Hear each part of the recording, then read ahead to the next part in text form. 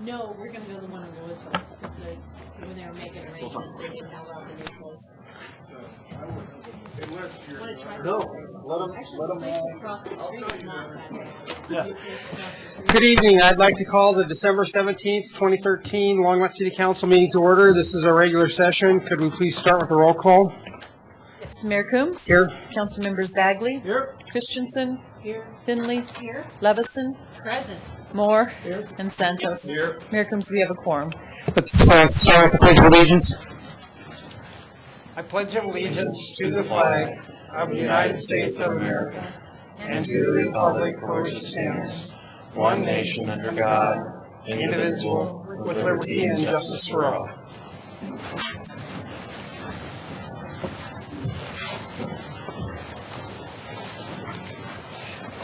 Anyone wishing to speak at first call public invited to be heard will need to add his or her name to the list outside the chambers.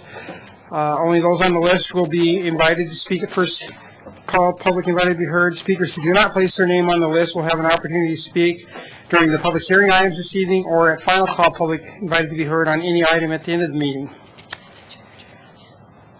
Okay, I need a motion for approving the minutes. So moved. Second. Okay, let's vote.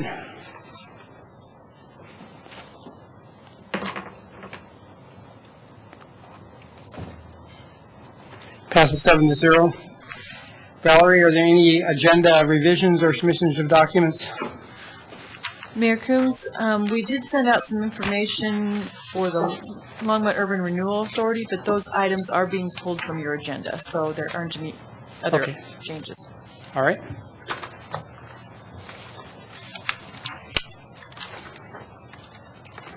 Is there a report from the city manager? Yes, Mayor, Council. As we indicated at the last meeting, we're going to give a report on the recovery efforts related to the flood items.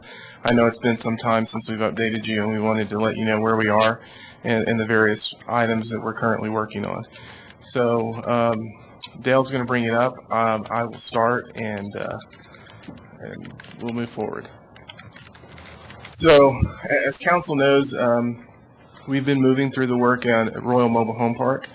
As we indicated, there are two components to this process.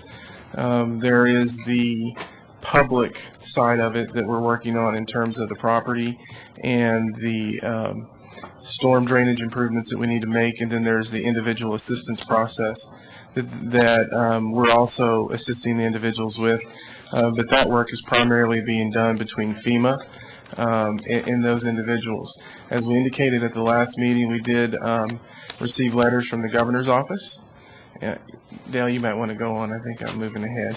So we did receive the letter from the governor's office in terms of the individual assistance that we have been talking about. I know that those individuals are going through the reinspection process, which is associated with the FEMA rules and regulations, and we're hoping to hear the outcome of that in the near future. What I can say on that issue is that we have a very dedicated staff that has been spending a lot of time with those individuals, making sure that we're keeping the case files together and that we're moving through the process. So, Tracy and Kathy have done an outstanding job moving through this process. We hope that this works in the process we're in. If it doesn't, then we will keep plugging away to make sure that we can provide all this. We can work with them to receive all the assistance they possibly can through the FEMA process. It is definitely a complicated issue, and as we have learned through all of these processes, there are a number of points that we just have to circle around a little bit and ask the correct questions. Next slide. Are there any questions about the individual assistance and the progress that we're making on the Royal Mobile Home issue? Okay, Dale? Mayor Combs and members of council, I'm Dale Rademacher, Director of Public Works and Natural Resources. I'll give you a rapid-fire update on Public Works and Natural Resources infrastructure projects that are underway. So there's about 7 major categories that we're working on. The roadway construction at the Longmont Dam and Button Rock, the raw water supply pipelines, irrigation ditch diversions, sewer lines, wastewater treatment plant, bridge repairs, and damaged park and greenway facilities. Other than that, everything's in great shape. So we are on our way. And so this is a picture that Nick Wolfram and I took. I think it was in October, a few weeks after the flood, standing on Highway 36, US 36, looking down on the North St. Vrain, looking down on where there used to be a road called Longmont Dam Road and County Road 80. And so this is what it looked like then. You can see the river was sort of looked like a natural and scenic river. So this is what it looks like as of a couple of weeks ago. I got a little more snow, but we got the road, we call our Jeep Road, is built, and the river's somewhat back into its channel in that area. Similarly, standing here, again, this could be a postcard kind of picture for a wild and scenic river. The little detail is we needed a road, so again, we've been able to establish the roadway back up to our reservoir, and we gave our contractor, and again, I can't give enough accolades to Scott Nix, our local contractor, who we gave 30 days from the date that we opened those bids to get us up to Ralph Price Reservoir, and he did it. He got us there by November 23rd, and we were, suffice to say, pleased and happy about that. So this is a picture of the culvert just downstream of Longmont Reservoir that was completely washed out by the flood. And again, we've been able to clear the culvert. I should say we, Scott and his crews, have been able to clear the culvert and get the road rebuilt back over it. Mayor Pro Tem Bagley will remember some of this. This is where we were walking that day when we went on our little hike. And that's the culvert that is now, the road is built back through that area. Correction, part of what you mean when we got lost? Some of us got lost. It was a test. No, we were all lost for a very short time, though. And here we are standing at the control house at Ralph Price Reservoir, which is what our goal was. So our goal was to get there in 30 days. We got there. Our next major goal is to keep working on the roadway to get it built higher and better. So here we've got Representative Foote and our City Attorney Eugene May and our Mayor Coombs and Harold. And what I find interesting about this photograph is everybody's looking at a different direction. So I wasn't sure which way we were trying to head at that point, but we were bound to find a roadway. I think we were all trying to look for the best path up, and everybody's looking different. So here's that culvert that I showed earlier. This is standing on the roadway looking back at sort of the damage of the river that went through there. You can see all that was left was the concrete culvert itself. And those little things down there are people, and you can see the backhoe trying to push the dirt back up into the culvert. So the spillway road going up to and above, up to the top of the dam is still damaged and is still closed. It experienced severe damage, and it experienced it in a different way, actually, than what the rest of the road did. Along the spillway, there's probably a 20 to 30 foot almost vertical drop off because of the water coming down through the spillway. It sort of eroded down to the granite. And so that's one that is still a challenge that we need to keep working on. We have come up with a design, and so we know how we're going to repair the road. That engineering is into its final stages. We hope to be bidding it soon. Our goal is to have that road completed in January so that we can start removal of the debris on Ralph Price Reservoir. So Let me jump in real quick. If you can go back to that last picture.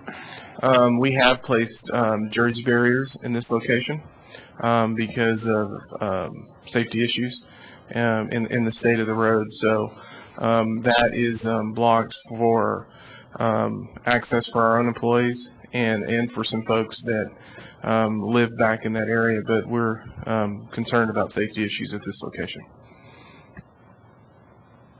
And so this is Longmont Reservoir from probably a day or two after the flood. It was still flowing very high through there.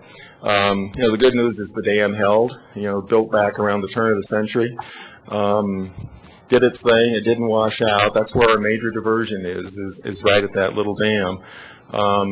And here's where we're now working. So we got about 27,000 cubic yards of material. So if anybody needs any fill dirt, we have it, but actually we need every yard of that plus more to rebuild the road.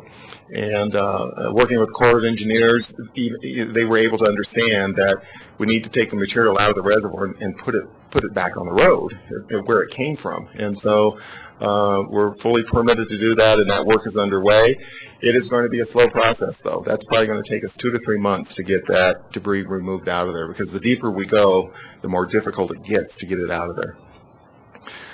This is just above the reservoir where there's a diversion pipeline, and again, Scott Nix and his crew, they build roads, they remove debris out of neighborhoods, they also fix pipelines.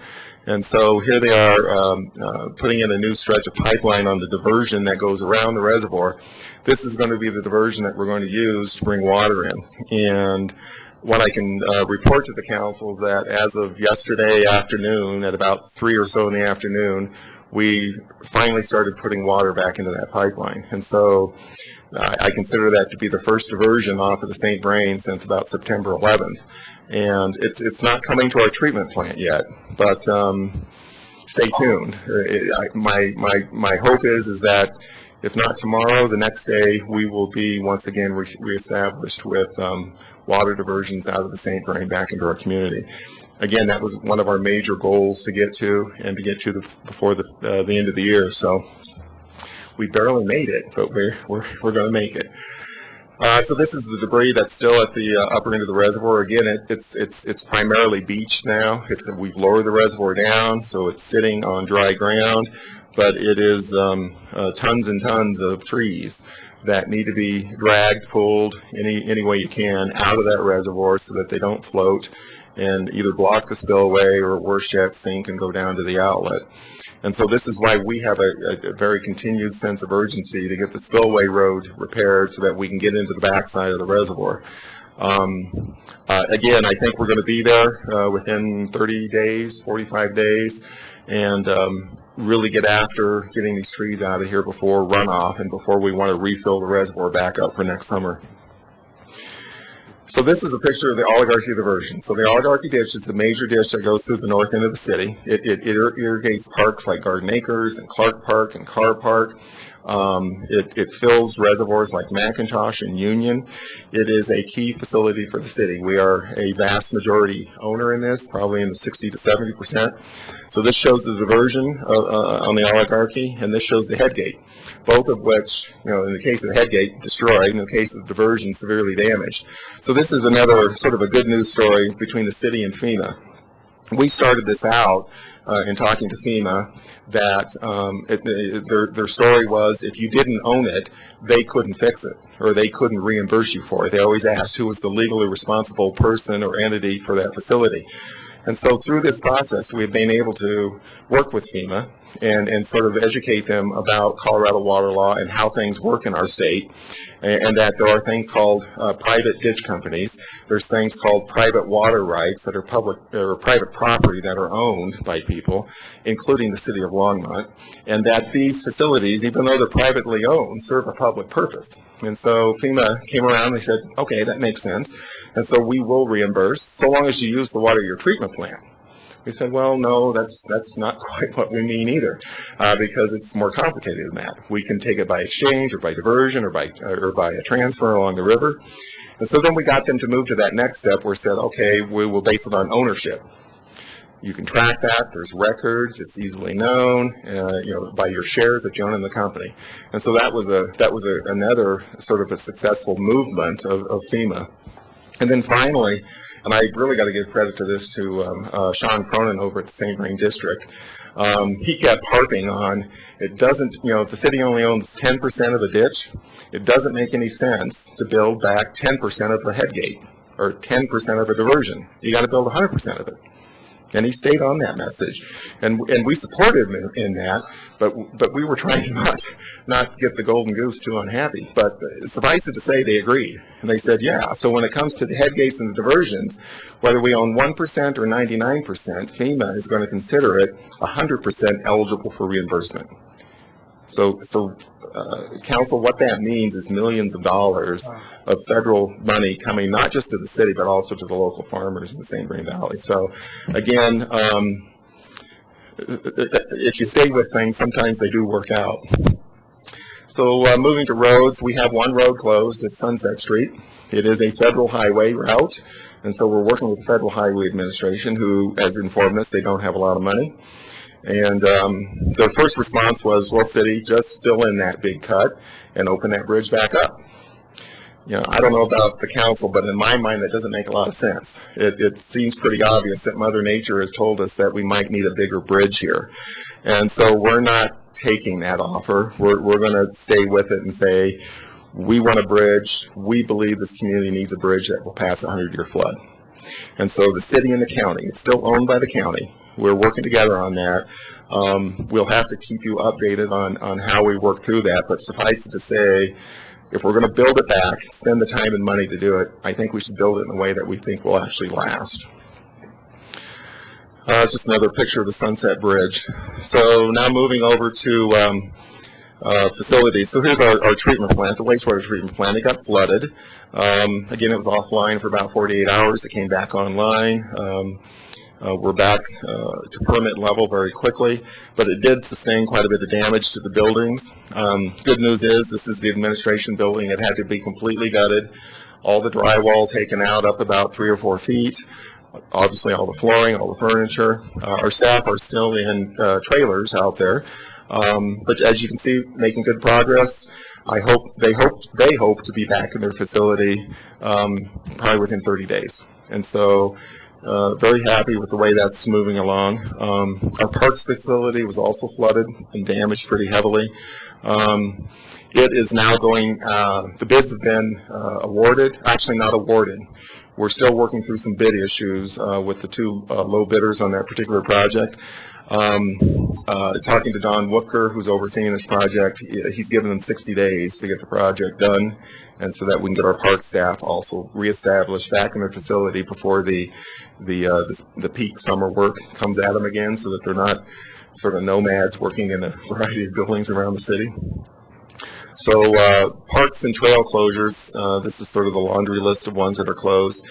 What we are doing is we are working on the trails sort of in an approach to open up trail segments so that people have a place to go to and from, so they're not dead ends or they don't go anywhere. And what I think is going to happen, I think over the next 30 to 90, 120 days, we're probably going to whittle it down to where the part that's closed is unfortunately, though, the core part of the Greenway from about Rogers Grove to Pratt Street. That is the most damaged area through that stretch. We're working hard to get the other segments open on things like Likens Gulch and Left Hand Creek, the other areas along the St. Vrain. As you go east of the city, though, as you go east of 119th, east of Longmont, out to County Line, out to Sandstone, that's going to be a while. There's a whole different sort of landscape out there, and we're trying to find a big suspension bridge to get over our Mississippi River out there, but we will figure out how to get across it. We're going to have to probably take a different route with the trail to connect to the Sandstone Ranch historic house, but you know, that work's underway. So here's Left Hand Creek, just upstream of the Pratt Street Bridge. You can see the damage to the trail. This is just a couple of days ago. Again, we're in there getting it repaired. We should be getting concrete poured in place as soon as we can. You know, if the weather will hold and we don't have 20 degree below weather, we'll continue to make progress on that through the winter. Again, here's Main Street. Again, this looks pretty bad, but I think it's an area that we're going to be able to tear out and get reestablished, sort of in that phase 2 of work. So early next spring, we should be able to get that open back up. So the next steps, I hope to erase that first one here pretty soon on reestablishing our diversions from the St. Vrain. We are continuing to plan with economic development for that river corridor. I can't honestly say I've had a whole lot of engagement in that yet, but we will as soon as we sort of get our feet grounded on some of the major capital stuff. The debris removal out of the river is still an issue of concern. In particular, the gravel debris that's in the river, and The good news is I think FEMA is going to work with us maybe even more broadly than they're used to in other areas of the country, because they're starting to understand the unique nature of a flood in the western part of the United States and the characteristics of those floods and bringing this huge granular load into your channels. Now, whether or not we're able to get them to do the whole thing, I don't know, but we are also working with the NRCS, which has told us they have about $20 million to bring into the state of Colorado now, which is up from about $400,000. And also, we're working with the CDBG DR funds. So our goal is that we're going to be able to match city dollars with these federal dollars and come forward with logical projects to get the stream capacity reestablished. And let me jump in on the CDBG DR dollars. As I indicated in I believe it was the last council meeting, we had a meeting with our two senators, the governor and the Secretary of Housing and Urban Development. Following that meeting, they gave all the impacted areas a brief needs assessment to fill out, and gave us 3 or 4 days to do it. And again, pat on the back to the staff that worked on it. They did it, and they did a great job. But in that, we essentially were asked to rank what are the major issues that we're facing as a community, and so I wanted to go over that ranking for the council. The number one item that we put on that list was restore water supply, which entails County Road 80, Longmont Dam Road, and Button Rock and the dredging that Dale mentioned earlier in the presentation. What he didn't say is that in addition to all the trees, or you may have said I didn't hear it, but the granular debris is there's about 40 acres of granular debris with a depth of about 30 feet.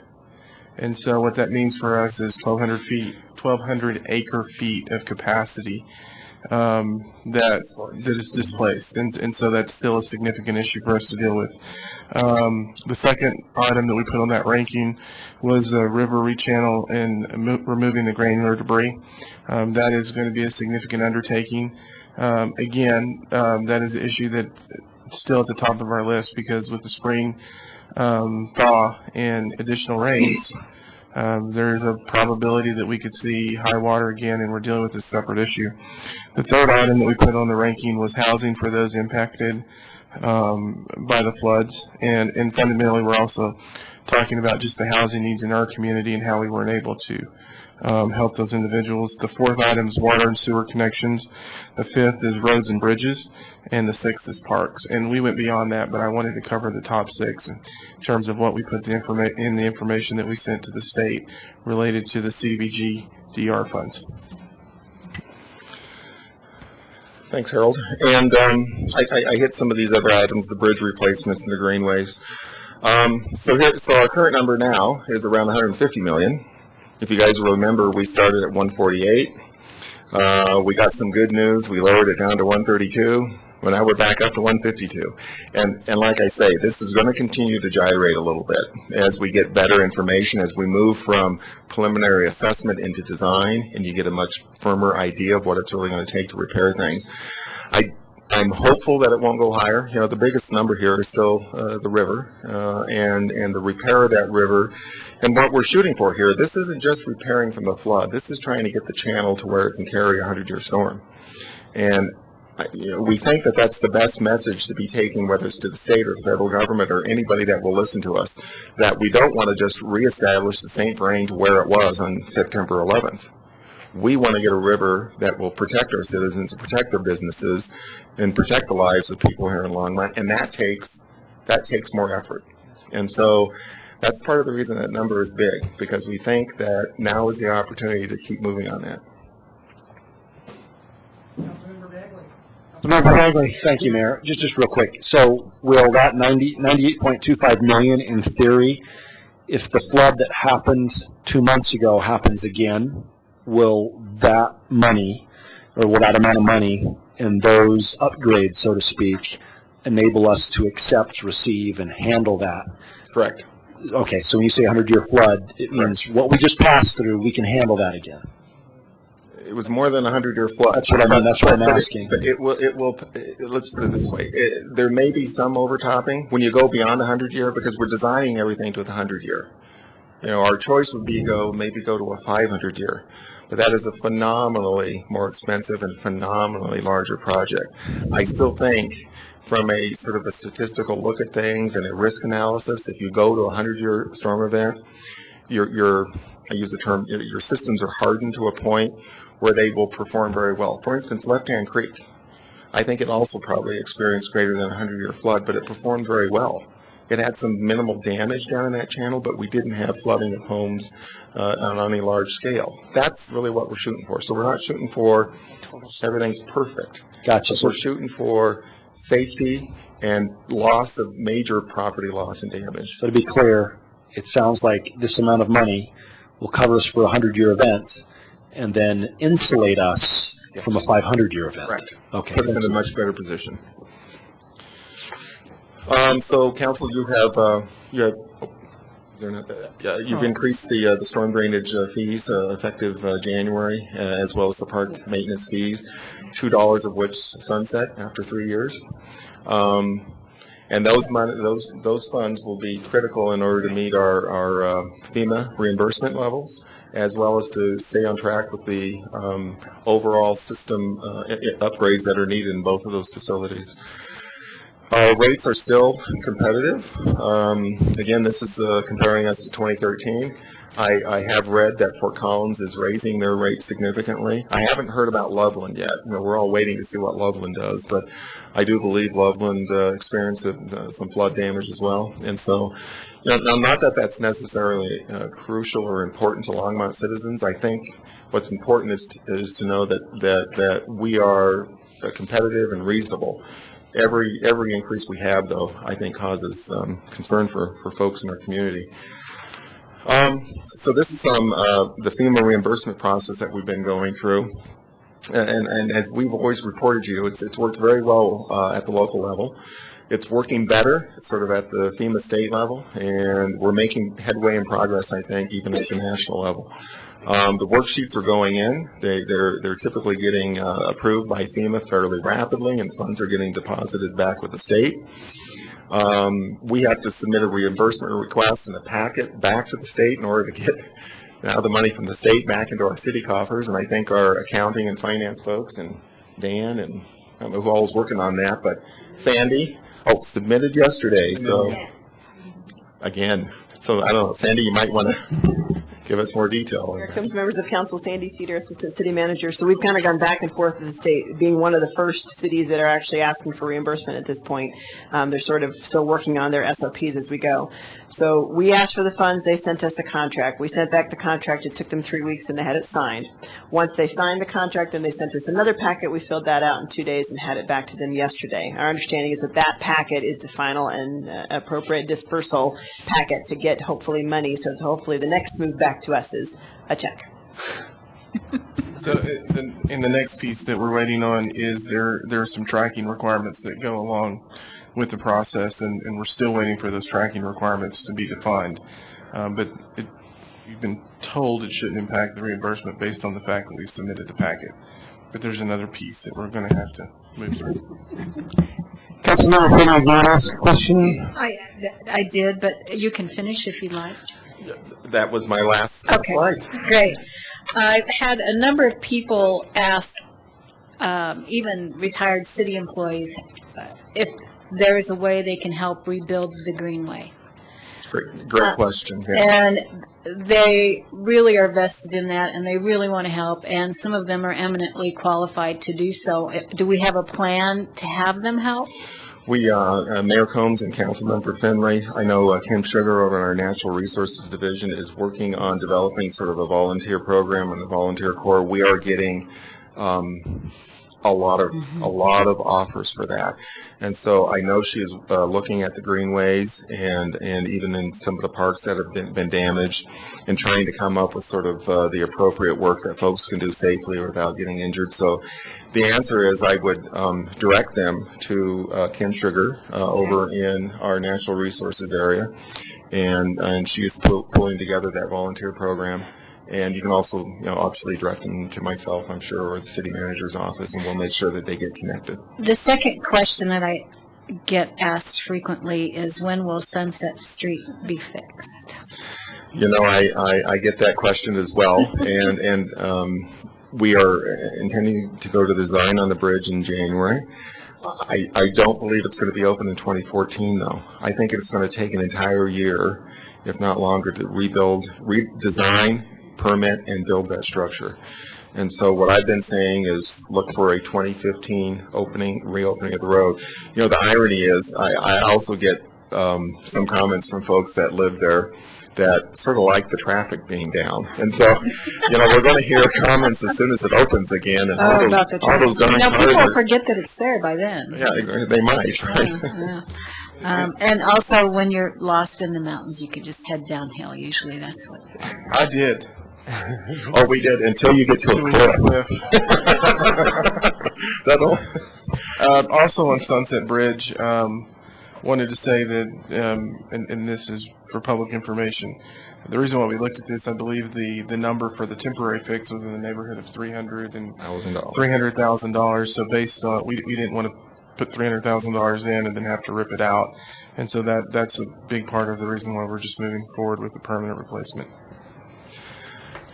While we're talking about bridges, I think it's also, we're going to have to do a really good job on our communication, because over the next couple of years, we're going to be rebuilding Main Street, we're going to be rebuilding Pratt Parkway Bridge, and we're going to be rebuilding Sunset.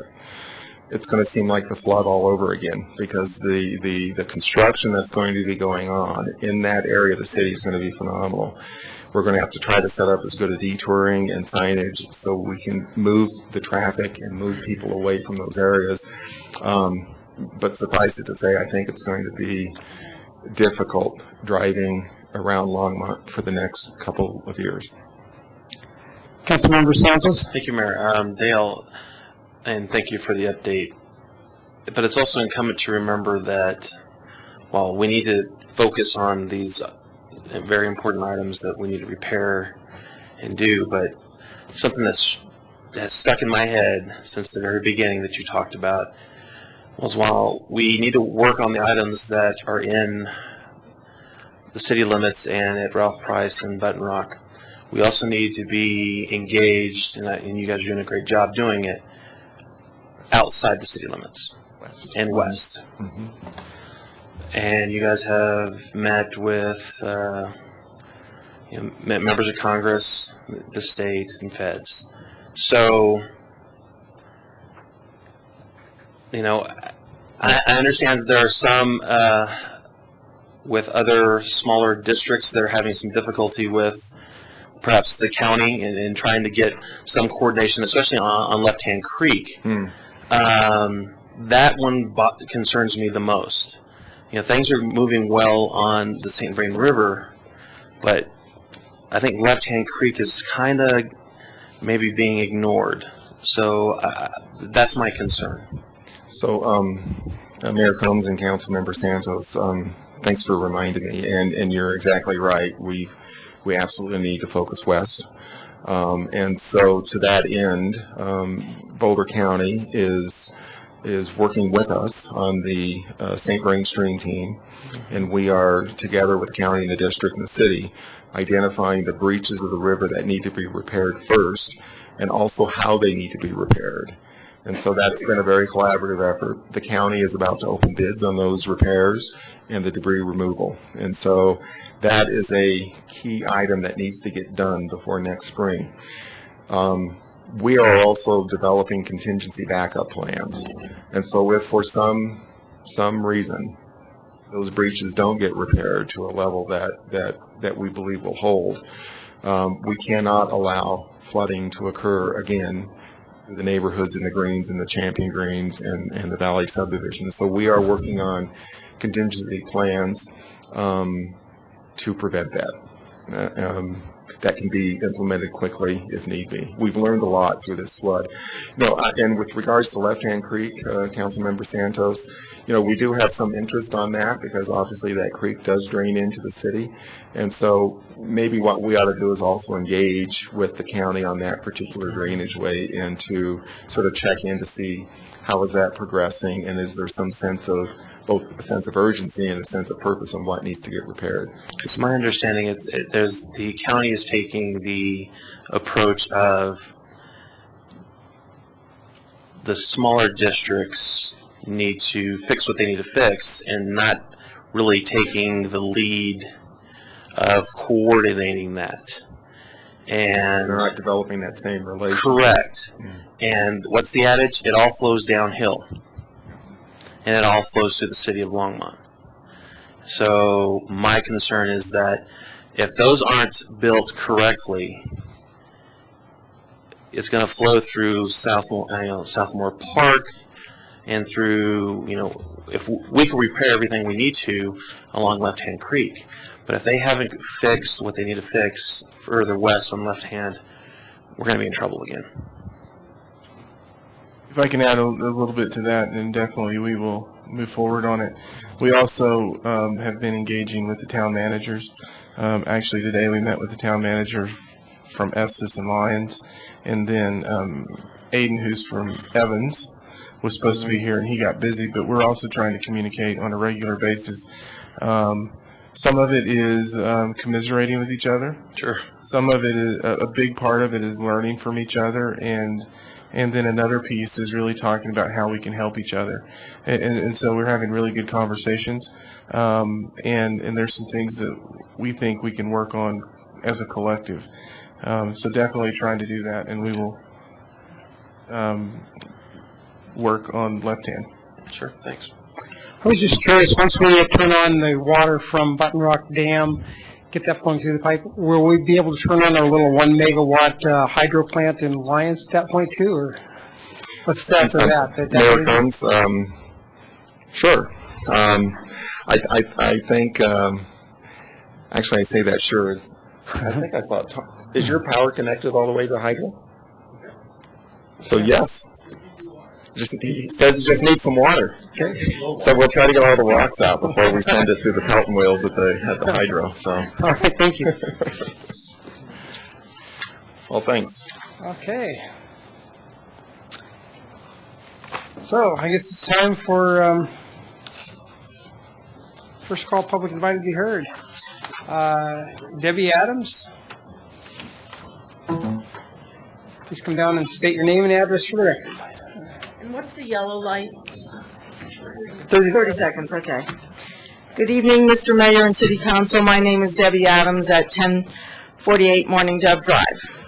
In October, I attended a community event in Loveland called Destination Downtown Continues Piecing the Puzzle. One of the speakers was Ed McMahon, a senior resident fellow of the Urban Land Institute. I was very excited about what he had to say about downtown, and I wanted to share some of his pearls of wisdom. I have also sent all of you a link to the 45-minute YouTube video and strongly encourage everyone to take the time to watch the presentation to help envision the future for Longmont. To envision is to imagine as a future possibility, to visualize. They envisioned how to enhance the vitality and growth of downtown. Here are some pearls to ponder. Celebrate accomplishments and imagine where to go in the future. What makes downtown great is the involvement of the community. Arts in the community stimulate economic vitality with innovation and creativity. How do we make room for good things to come? Money flows to vision. Create a healthy environment, vigorous economy, vibrant community. Economic development is about choices. The talented community, the innovative community, the connected community, the distinctive community. There are 25,375 towns in the United States. Communities and regions are in a global competition to attract and retain a talented workforce. It is rarely about one big thing. Successful cities think small in a big way. How are we going to grow? Be yourself, build on what you already have. A community's appeal drives economic prosperity. A community's image is critical to economic vitality and quality of life. If you don't have a healthy downtown, you don't have a healthy community. Downtown is the heart and soul of any community. The future belongs to main streets, town centers, and mixed-use development. The first question is, what should we do, not how much does it cost? Yes is a more powerful word than no. Vision counts, but implementation is priceless. Abraham Lincoln said, "The best way to predict the future is to create it yourself." I am encouraging community leaders and committed citizens to envision the future of our city and how to take Longmont from a cow town to a wow town. Thank you for listening. Wishing everyone a Merry Christmas. Thank you, Debbie. Strider Dunstan?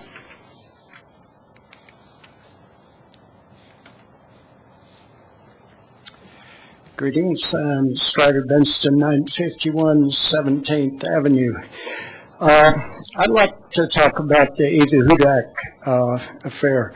Today was a wonderful opinion article in the Times Call by Don Colson. I really recommend everyone read it.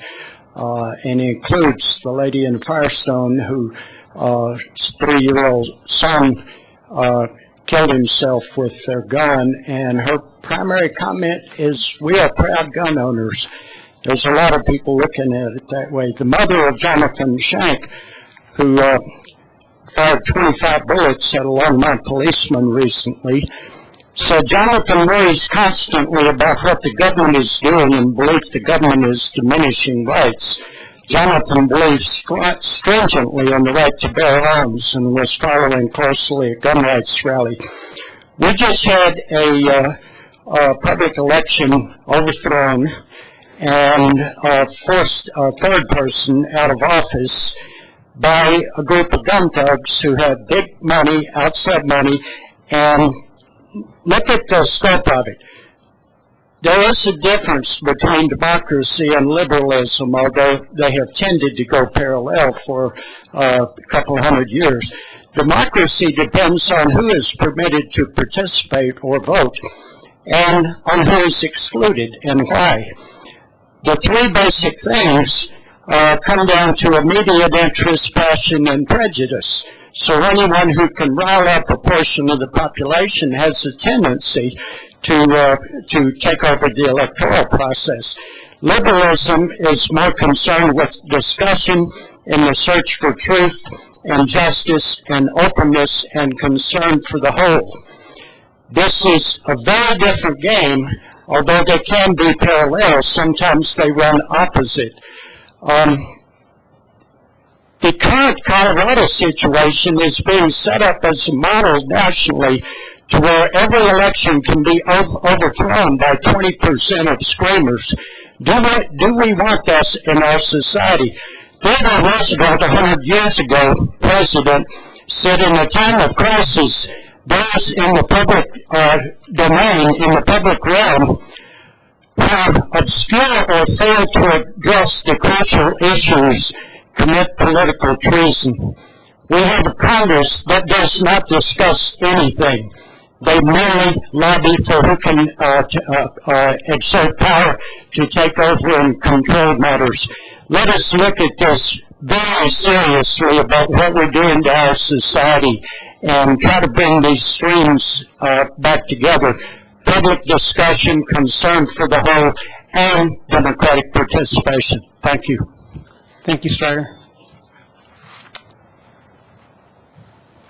All right. I will now close the public hearing.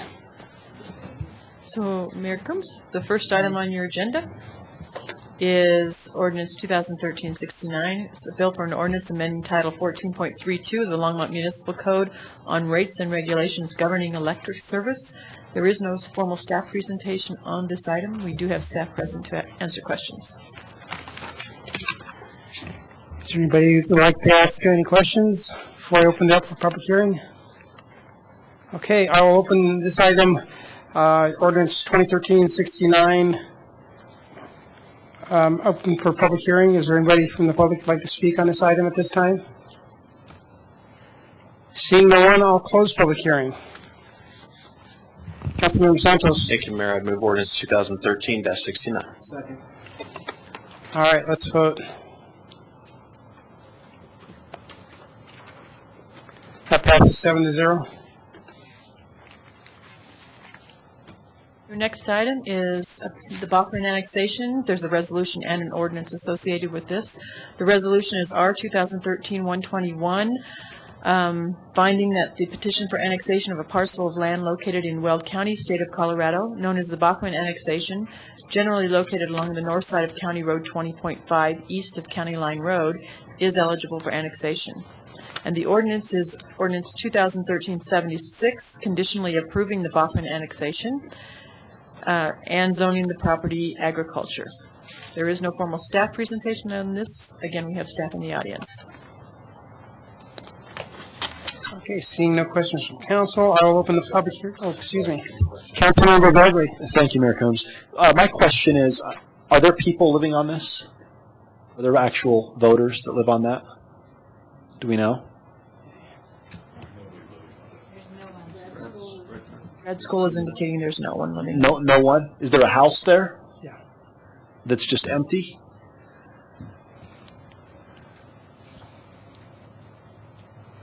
Mayor Coombs, council members, Brad Skoll, Special Projects Manager. This is a vacant parcel on County Road 20.5 in Weld County. It's proposed for a residential building site in the immediate future. I guess the question I have is that I know in Ward 1 there are voters, like a handful, like 17 or something like that. 9? Okay. I know that during the last election, it came to my attention that you've got to work with Weld County to follow their voting rules, etc. My question is there anything that council could do or the city could do to streamline that process so that the city staff does not have to basically do 2 different counties' processes, so that I just looking to make your life easier? Well, Mayor Coombs and Councilmember Bagley, it's really not a very difficult process. We just give the same information to both counties and they run the election. Okay. And it's Thank really you. easy. Councilmember Christensen. I just wanted to clarify, because I drove out a few days ago trying to find this place. I never did quite find it, but anyway, it was a nice drive. So according to this, this would always be limited to agricultural use with a single-family home. We couldn't wind up several years from now with a bunch of concrete pads and modular homes stuck there and piles of people. Is that correct? Mayor and council members, that is correct. Okay. In conjunction with this action, Mr. Bachman is executing a conservation easement on this property. It essentially limits the property to a single-family residence and some outbuildings. And agricultural. And agriculture. Okay. Thank you very much. Okay, I don't see any other questions, so I'll open up the public hearing on Resolution R 2013-121 and Ordinance 2013-76. Is there anybody from the public who'd like to speak on either of these two? Seeing no one, I'll close the public hearing. Councilmember Finley. Thank you, Mayor Coombs. I would move Resolution 2013-121. Second. All right, let's vote on that.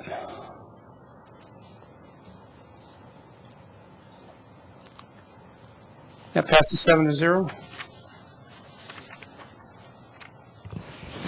Councilmember Santos. Thank you, Mayor. I move ordinance 2013-76. Second. Okay, it's been moved and seconded. Let's vote.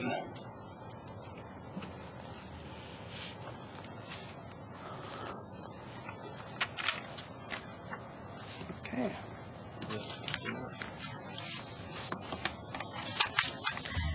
Mayor Coombs, your next item is ordinance 2013-78, a bill for an ordinance authorizing the city of Longmont to lease the real property known as Vance Brand Municipal Airport Hangar Parcel H28A to Kane Cobert as tenant. And again, there is no formal staff presentation on this item. Yes, it passed 7-0. Oh, excuse me. Yeah, it did pass.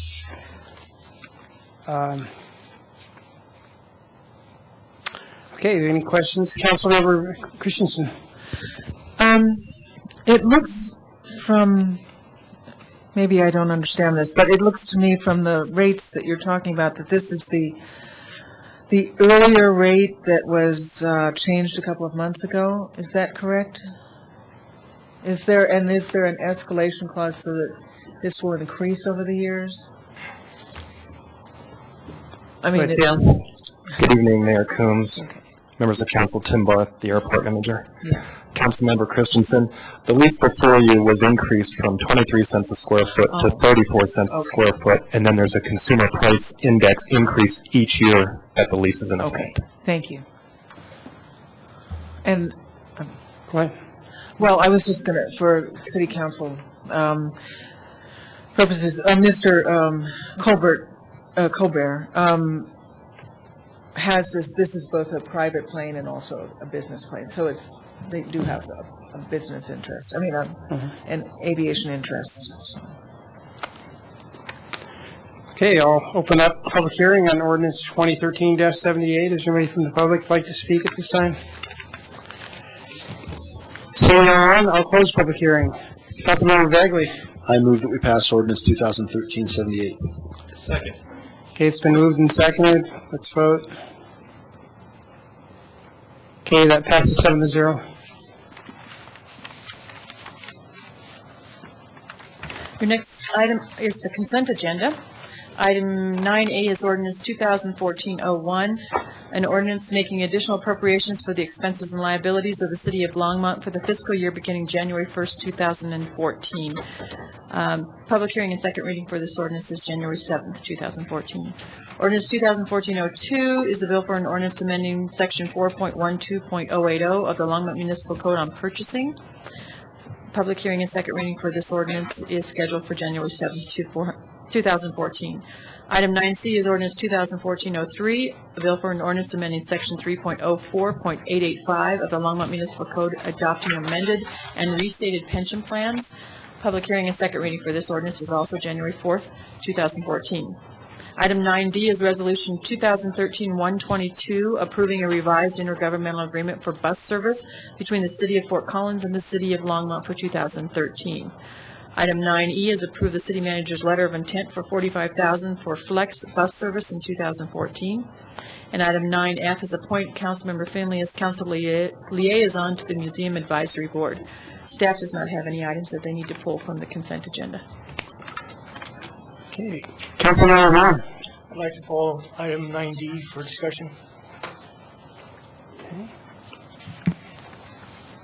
Okay, let's vote. Or, excuse me, let's. Yeah, have a motion first. Councilmember Santos? Thank you, Mayor. I would move the consent agenda minus 9D. Is that correct, Councilmember Moore? Yes. All right, let's vote. Getting ahead of myself.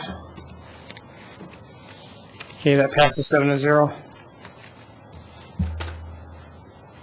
Mayor Coombs, that item, it has to do, is a resolution having to do with bus service between the city of Fort Collins and the city of Longmont, and Phil Greenwald is here to answer questions. Councilmember. My question revolves around the ridership of this route and how many people in Longmont are actually using this. Good evening. My name is Phil Greenwald, Transportation Planner with the City of Longmont's Economic Development Department. Mayor Coombs, Councilmember Moore, we have a couple numbers here for you. I'll just let you know that typically for a year, or for 2012, we had about 1.2 million folks associated with buses that go through the City of Longmont, or are associated with Longmont. And of those, 184,000 plus 15% rode the flex. For the actual numbers of Longmont citizens specifically, I'd have to kind of get into some of the data here that's produced by the flex. But the folks that actually board in Longmont, it looks like people who get on in Longmont make up about 15% of the total bus ridership of the flex. People who get off the bus in Longmont, 17%.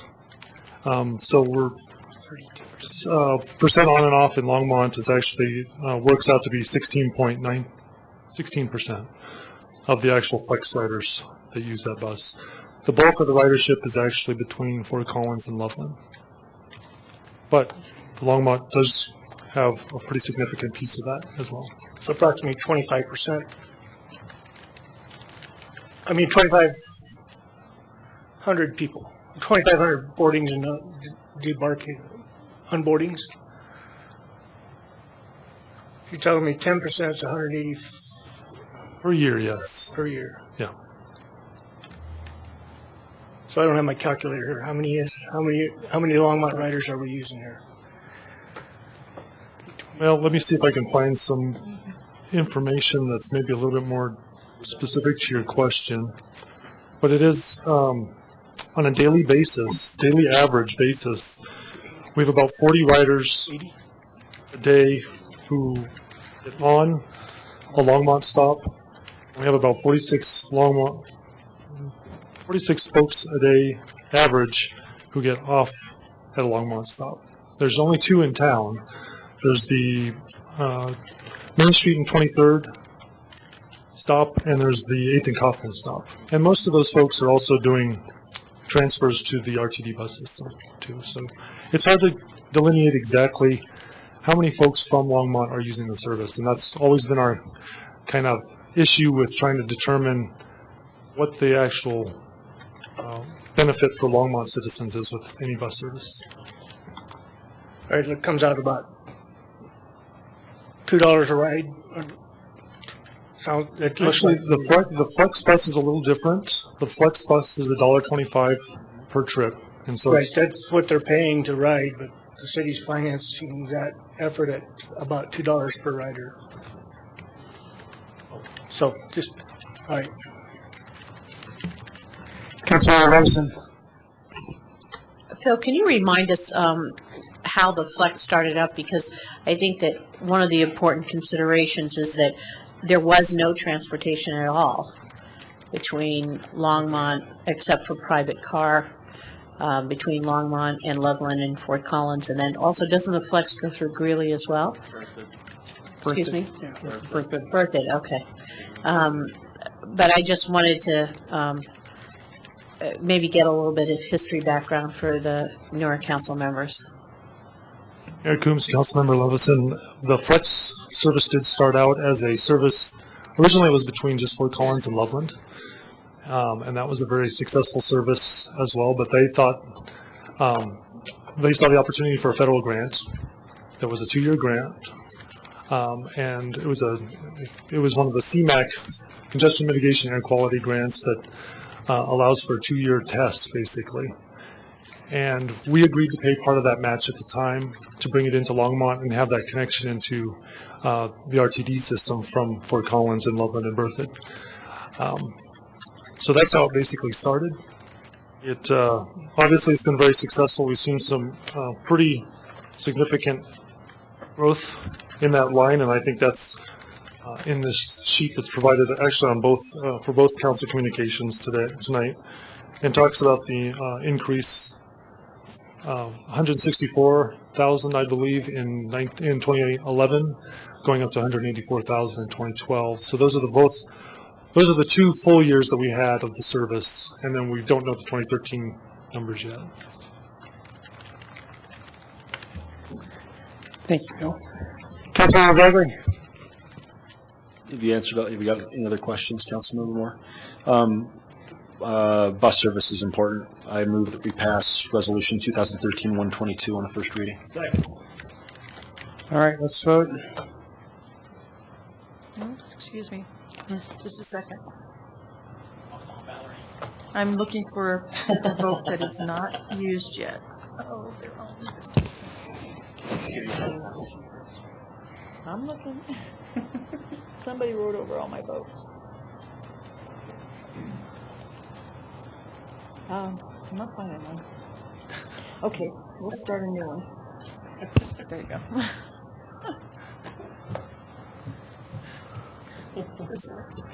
Okay, that passes 7-0. Councilmember Robinson.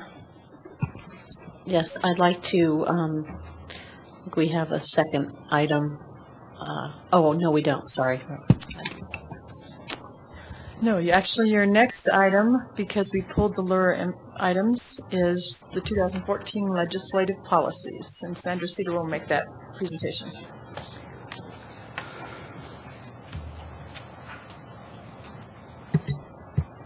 Mayor Coombs, members of council, Sandy Cedar, Assistant City Manager, and it is almost that time of year again, time for the legislature to be back in session.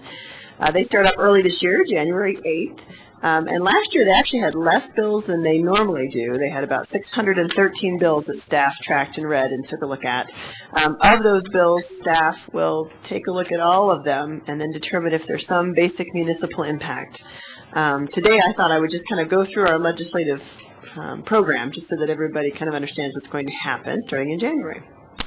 So the first thing that we do is when the legislative session starts off a couple weeks beforehand or about this time of year, we ask the council to pass some legislative policies, general policies that help to guide the staff around which things we would consider to be municipal interest. So of those, what we usually use, often cities will create their own legislative agendas and do all sorts of different types of programs. But for us, what we have traditionally done is brought you the Colorado Municipal League policies, the National League of Cities policies, and then this year we brought you the Boulder County Consortium of Cities policy because it was ready in time for your consideration. So at this point in the game, what we're really asking council to do is to take a look at the philosophical questions that are in these specific policy documents and determine whether this is what the city council would like to use as their documentation. In addition, we do have one local piece, which is the water principles. So quite a few years ago, I think it was 2005, when we had some of the worst droughts that we had seen, a lot different than what we're seeing today.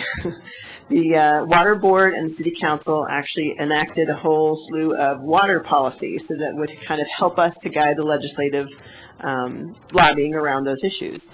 And so this year there's one change to those water policies, and that really is trying to add a bullet that encourages multiple sources of water, and any legislation that assists us in creating multiple sources of water rather than just relying on one, because as we saw during the flood, this was critically important for us, and so really supporting that type of legislation. So the first question for you really is, are these legislative policies ones that the City Council would like to adopt as their own? And then I'd be happy to kind of just go through the program and what happens from here. Councilmember Larson? Thank you, Mayor. Sandy, would you like a motion on this? Yes, please. Okay. I move that we accept the guiding documents from NLC, CML, and the revised Longmont Water Principles as our baseline for our legislative policy. Any further discussion? All right, let's vote.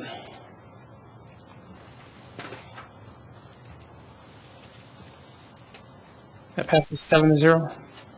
Thank you, Mayor Coombs. Let me just explain how we're going to apply these throughout the session. So what happens is as bills are introduced, and the majority of them are really introduced in January and February, the session starts in January, ends sine die in May. And in that period of time, what we do is I review every single bill that comes forward and take a look to see whether there's any way that there could be some sort of municipal impact. If I think there is, then I pass it on to several staff members in the different departments to take a deeper look, a deeper dive.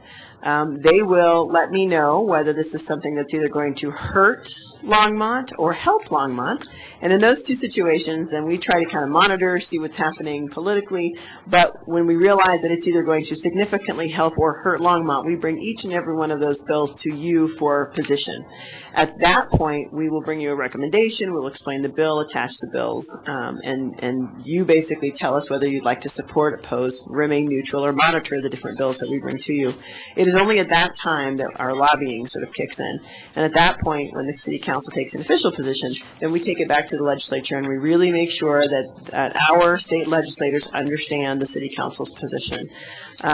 What this means is that generally those legislators appreciate the fact that we're serious when we bring bills forward. And in addition, we also don't lobby on very many, fortunately. So last year, we actually lobbied on 5 bills out of the 198 that I was tracking. And so it's a good thing. We had a pretty good success rate, although I have to say the success rate is probably not due to lobbying. It's due to lots of other things. But we opposed 5 bills, 4 were killed and 1 passed, and then supported 3 bills, and they all passed. So there were actually 8 bills that we took a position on. So basically what that means is that any time that we're going to speak for the city, we make sure that the council endorses that before we move forward. Does anyone have any questions on the legislative process or what this is going to look like in 14? Councilmember Levison. Thank you, Mayor.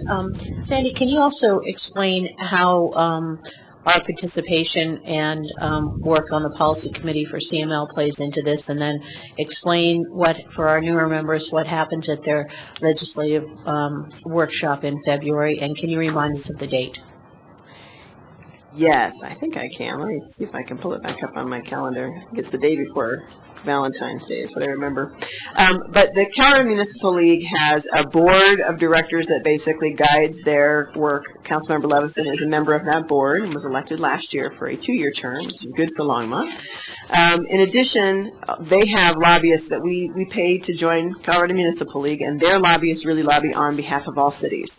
The reason that we have our own program in addition to CML is not only to lend support when CML needs it, but sometimes Longmont specifically may have a slightly different direction than the rest of the cities in the state, and so we want to make sure that we retain our own rights to be able to lobby those things. The board takes positions on each of these bills similar to the way that you will when I bring them to you, and the policy committee kind of takes some preemptive strikes at it. So what ends up happening is that the lobbyists bring maybe 15, 20 different bills that they think they're going to see, and they try to get specific input from the policy committee first.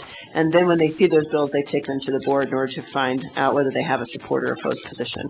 So the Colorado Municipal League really helps us an awful lot in doing a lot of the heavy lifting for the lobbying that happens for cities. One of the things that I always think is interesting in the legislature is that counties get all of their authority from the state. Cities get their authority from their home rule charters. And so what often happens is counties are pushing for more authority from the state while cities are telling everyone to leave us alone. So it's an interesting lobbying phenomenon that happens, and Colorado Municipal League does a really good job of helping us out with it. Every year they have a legislative workshop, and that this year is going to be on February 13th, the Colorado Municipal League workshop. If anyone is interested in attending, let me know. We'll send out all the information via email, and that's followed by a policy committee the next day. That's kind of how it all works together. On the national scene, things work a little differently. I'd say that's an understatement. Sometimes bills get passed very quickly. Sometimes amendments happen very quickly. And so we take the National League of Cities policies that you just passed, and we will lobby on federal issues immediately, especially CDBG funding types of issues, because that's a pretty big one that moves very quickly. And so we will only bring those back here if there's some sort of really drastic policy decision that needs to be made on the federal side. And that's how National League of Cities and their lobbyists fit in with what's happening in Longmont. Councilmember Levison. And I think one of the other aspects that CML does is CML is taking a pretty active role sometimes in drafting legislation so that bad things don't happen to cities down at the State House. And one example recently they've been involved with is the standardization of definitions for what's taxable under local sales tax. And so there was a study group from the legislature, and CML really has been active in making sure that it's a good thing to have standardized definitions of what is a pen for taxing purposes. So they're also not just reactive to legislation, but they're proactive on behalf of cities to make sure that their voice is heard when rules and regulations, as well as laws are being proposed. And they do testify, and also ask member cities to testify on behalf of cities. So it's a great system of assistance we have from CML and also NLC lobbyists. Thanks. And Mayor Coombs, let me point out one other thing. The Boulder County Consortium of Cities State Legislative Agenda. So unlike the Colorado Municipal League Policy Committee, where they're kind of saying these are the types of legislation we think is going to happen, what the Boulder County Consortium of Cities is saying, this is the kind of legislation we would push. And so that's why that's on here, so that you are giving basically your blessing, so that when Councilmember Moore and I think Councilmember Christensen, when you attend the next meeting, then you know that you have the council's blessing in approving these state legislative agendas. And that's sort of the difference between policy committee, which is sort of what would you think, and the state legislative agendas, which is this is what we will push. We will have a legislative dinner in January. The dates right now that I'm looking at are January 13th and 23rd. One's a Monday, one's a Thursday. And as soon as I hear back from our legislators, we will schedule that with you all. Thank you.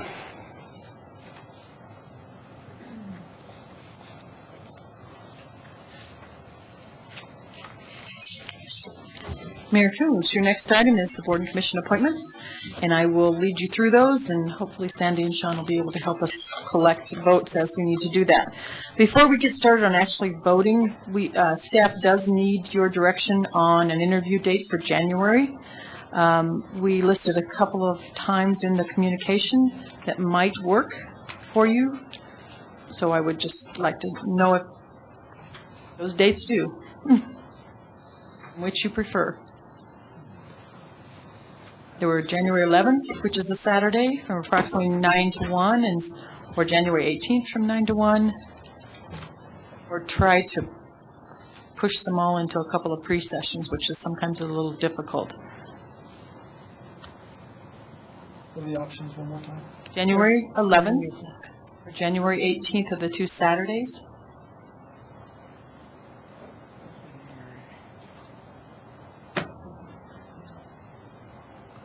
So everyone planned to be there the entire time.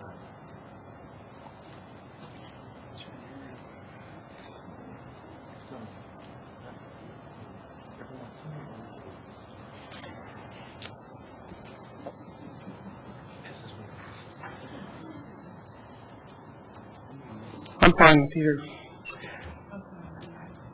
Councilmember Robinson? Yes, Mayor, I'd like to move that we do the pre-sessions on January 14th and 21st from 5 to 7. As opposed to doing it on Saturday? Yeah, okay. All right, I'll second your motion.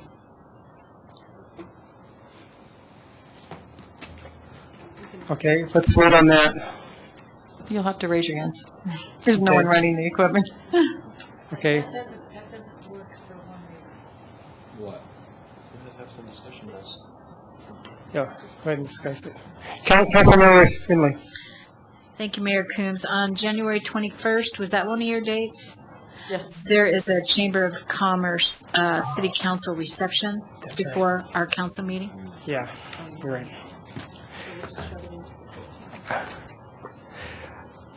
Okay. You have a number of different boards. I don't think you can do it in one night. Yeah. Okay, well, my preference and the reason why I made the motion is, you know, we do a lot of work during the week, and I prefer not to keep slipping into Saturdays and council responsibilities. So, you know, I can withdraw my motion, but what I guess I would like to amend my motion to say, to give direction to staff that we look at pre-sessions January 14th, and then another date in January, maybe the first week in January, the 6th, or the week following January 21st, that would be the 28th. Because currently, if you, let's see, we have 2, 4, 6. We already have 16 applicants before we open up again for the library and HBC positions that aren't going to be filled this evening. You know, I'm just amending my motion to direct staff that we look at pre-sessions on Tuesday evenings. Councilmember Bagley? I guess I'd move that we just meet on the 14th and then do whatever's left over on Saturday. So, I mean, I'm not a big fan of Saturdays either, but at least that way we get them as much as we can on Tuesday. And then that following Saturday morning on the 18th and just rock them out. So that's what I move.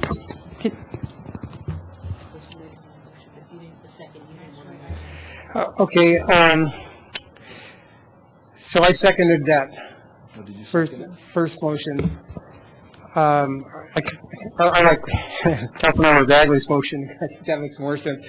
You want to just withdraw your motion and make, or should we just vote on it? And yeah, let's vote on the original motion. Be the easiest thing to do. Okay, let's vote. It's the 2 pre-sessions on the 14th and the Oh, 21st. yeah, I'm going to vote no. So, yeah. So, you ready to vote? Okay. So, how many people are in favor of the motion? We're talking about the 14th and the 21st pre-sessions. Yeah.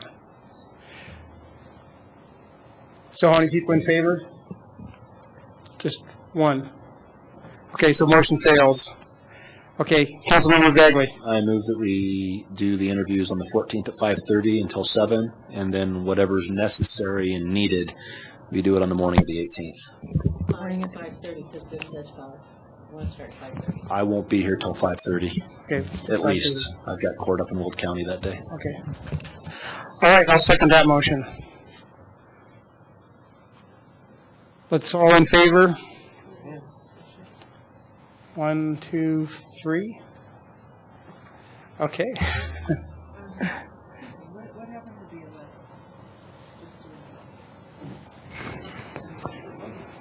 Saturday. Yeah, it's Saturday. Okay.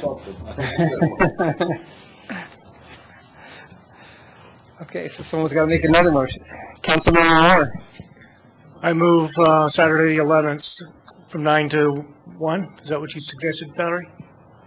Approximately 1. It depends on how many applicants you have. Okay. That could be enough. Yeah, I think so. Don't know. All right, I'll second that motion. Okay, let's vote on that motion. All in favor? Okay. We'll do it on Saturday the 11th, past 5 to 2. Thank you. I knew that would be the toughest decision you make tonight, so. Saturday the 11th? Saturday the 11th. We'll send out a reminder and put it on your calendar. Put it on my calendar right now? Okay. So before you have ballots for most of the positions, some of these you can, for those new council members, you can, someone can make a motion if there's just the same amount of applicants as there are openings, if that's what you choose to do. So we can do them either way. The first board in front of you is a Museum Advisory Board. We have one unexpired regular member term ending 6/30/2016, and we have one applicant. Councilmember Finley? Thank you, Mayor Coombs. I move that we appoint Dale Gilbert to Museum Board. Okay, let's vote all in favor. 1, 2, 3, 5. Okay, that's 6 in favor, Councilmember Santos against. Okay, your next board is the Parks and Recreation Advisory Board. You do have ballots in front of you because there are a number of applicants for this particular board. Parks and Recreation Advisory Board. We have 2 regular member terms ending December 2016. Please vote for 2 individuals. 2 individuals because there are 2 openings. 2, right? 2. And It took us a while to vote to see which. if you notice, your packets had the names of Debbie Adams and Susan Hughes, but your ballots do not because both of those have withdrawn. It's on the top. Debbie Adams and Susan Hughes. They shouldn't have been on your ballots. That chocolate cheesecake was just wicked. I'm so full. I'll tell Vicky. By the way, this might be the last year she does it too. Why? I know how hard that is. Well, I mean, eating it's not the easiest thing. It's good. There has to be a lot of dollars worth of ingredients. Don't tell me that. Are you ready? I got that bill. Oh my gosh. Councilmember Santos voted for Doug Gallagher and Amy Saunders. Mayor Coombs voted for Doug Gallagher and Amy Saunders. Councilmember Bagley voted for Doug Gallagher and Amy Saunders. Councilmember Levison voted for Catherine Baylog and Matthew Brandt. Councilmember Moore voted for Doug Gallagher and Amy Saunders. Councilmember Finley voted for Doug Gallagher and Amy Saunders. And Councilmember Christensen voted for Robert Putnam and Amy Saunders. So it looks like on one vote, Doug Gallagher and Amy Saunders will be your Parks and Recreation Advisory members. Then we have Planning and Zoning Commission. We have 5 applicants, 1 regular term and 1 unexpired term. What we've done in the past is vote for 1 member for the regular term first. Yes, already voted for 2. Pick a new one. If you want to vote for 2, we can do that, and then someone can make a motion on which one gets the unexpired term and which one gets the Isn't it easier For just to longer go for term. one and let's vote do for that. one. Yeah, let's go for one. We got plenty of Okay, hours. this will be for the full term, ending 2018.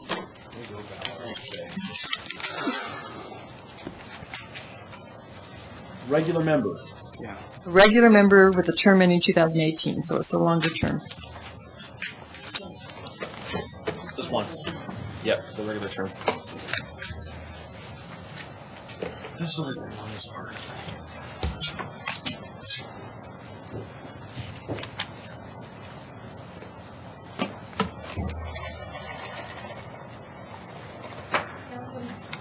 Councilmember Christensen voted for Michael Pollan. Mayor Coombs voted for Joshua Goldberg. Councilmember Bagley voted for Michael Pollan. Councilmember Santos voted for Joshua Goldberg. Councilmember Finley voted for Michael Pollan. Councilmember Moore voted for Joshua Goldberg.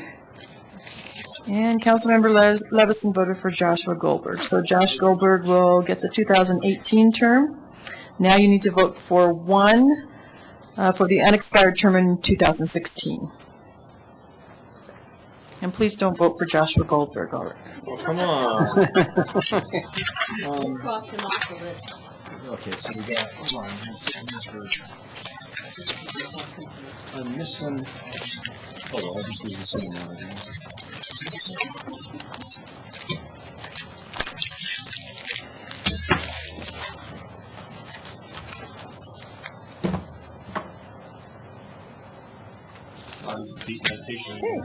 Councilmember Bagley voted for Michael Pollan. Councilmember Santos voted for Judson Height. Councilmember Christensen voted for Michael Pollan. Councilmember Finley for Heath Carroll. Mayor Coombs voted for Michael Pollan. Councilmember Moore voted for Michael Pollan, and Councilmember Levison voted for Michael Pollan. So Michael Pollan will be the second regular member. Do not get rid of your Planning and Zoning Commission ballots yet, because you've now opened a position as an alternate. Oh, it's getting interesting. And so we need to vote for one of the remaining folks for the alternate term that Michael Pollan did have. Oh, I didn't see. I thought it was Mr. Tall over there. Sorry. Sorry, Sandy. Okay. Mr. Tall. I was like, no, I didn't hold it for her. I was like this. Mr. I didn't bring any bread. Thank you. Christensen voted for Judson Height. Mayor Coombs voted for Judson Height. Levison voted for Judson Height. Moore voted for Judson Height. Bagley voted for Judson Height. Santos voted for Judson Height. And Finley voted for Judson Height. So he will be the alternate. Thank you. Senior Citizens Advisory Board, you have 2 regular terms ending 2016, so you can vote for 2 because they're the same. Senior Citizens Advisory, just a minute. Jurassic Park. Just a minute. I lost it. I just want to hear him read this. The reason I'm doing it. Out there. Oh, you reminded me of Richard Adler. Councilmember Santos voted for Robert Ewers and Juana Mendoza. Councilmember Finley voted for Robert Ewers and Juana Mendoza. Councilmember Bagley, Robert Ewers and Juana Mendoza. Levison voted for Juana Ewers and Robert Ewers and Juana Mendoza. Wow. Too many. Moore voted for Robert Ewers and Juana Mendoza. I think this is going to be unanimous. Coombs voted for Robert Ewers and Juana Mendoza. And Christensen voted for Robert Ewers and Juana Mendoza. So those are your 2 senior advisory board members. Next is the Airport Advisory Board. We have 3 regular terms ending 2016, so this time vote for 3.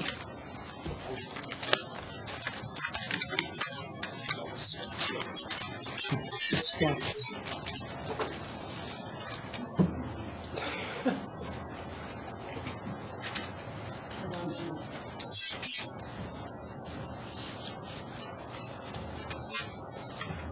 Did you?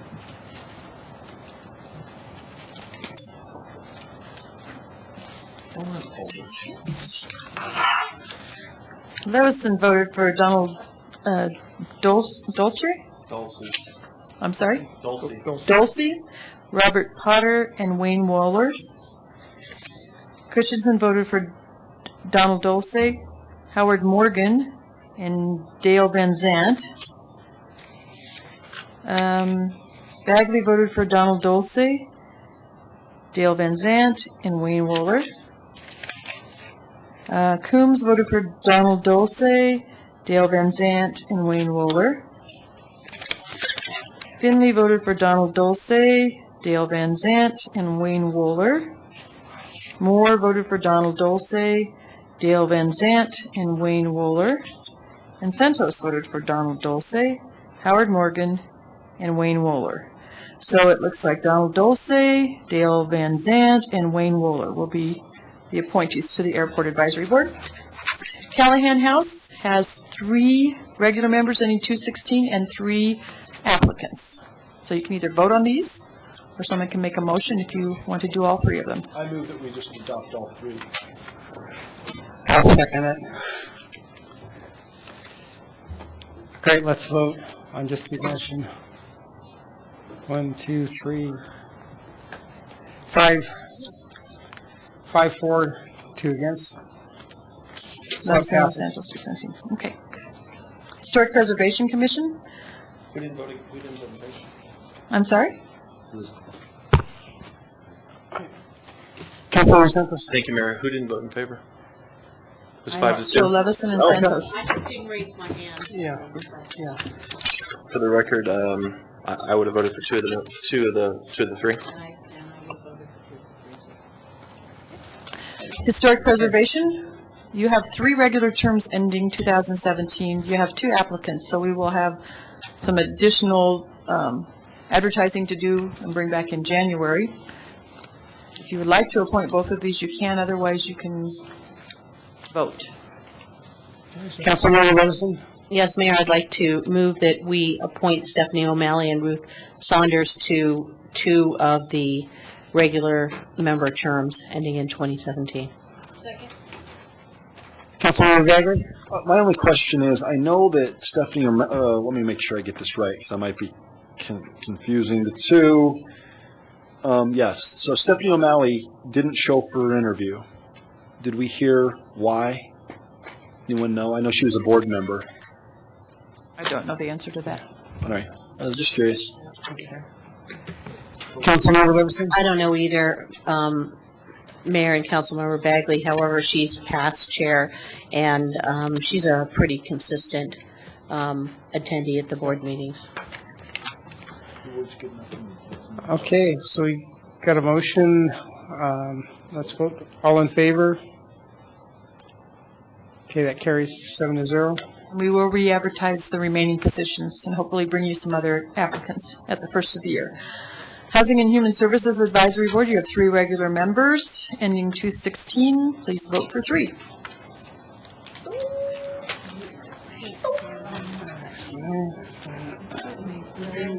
Excuse me. No, not that I'm aware of.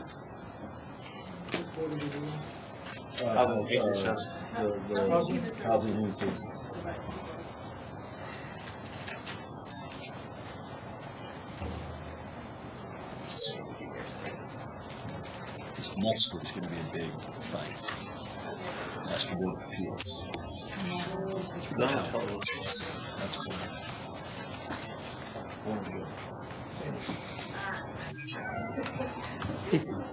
Sandy? Could I have mine back on? I've changed my mind.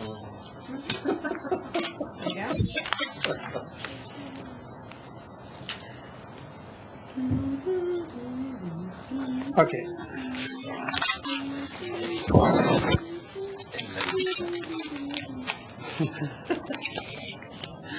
Okay, Mayor Coombs voted for Kathleen Norris, Bill Storinger, and Tom Trujillo.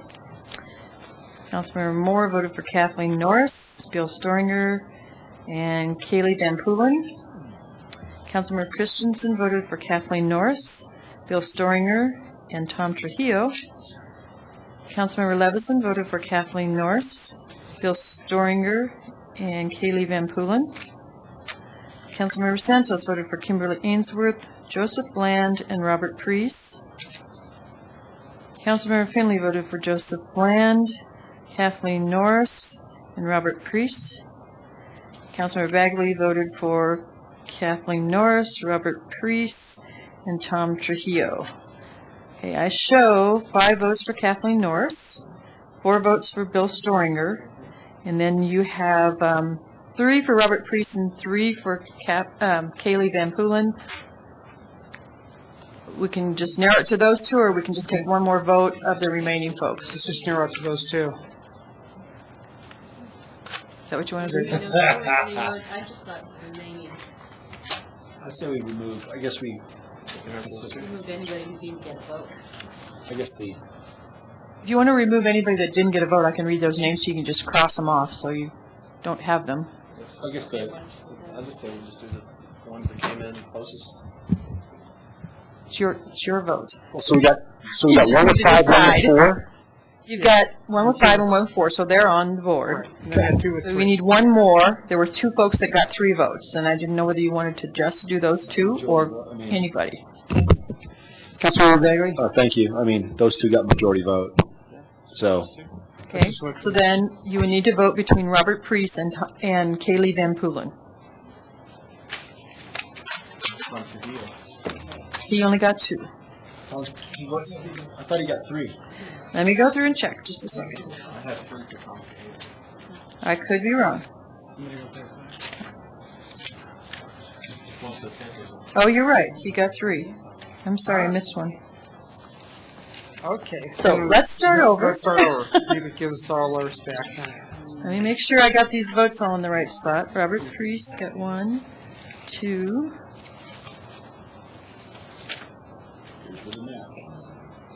Oh, wait. 1 for Robert Preece.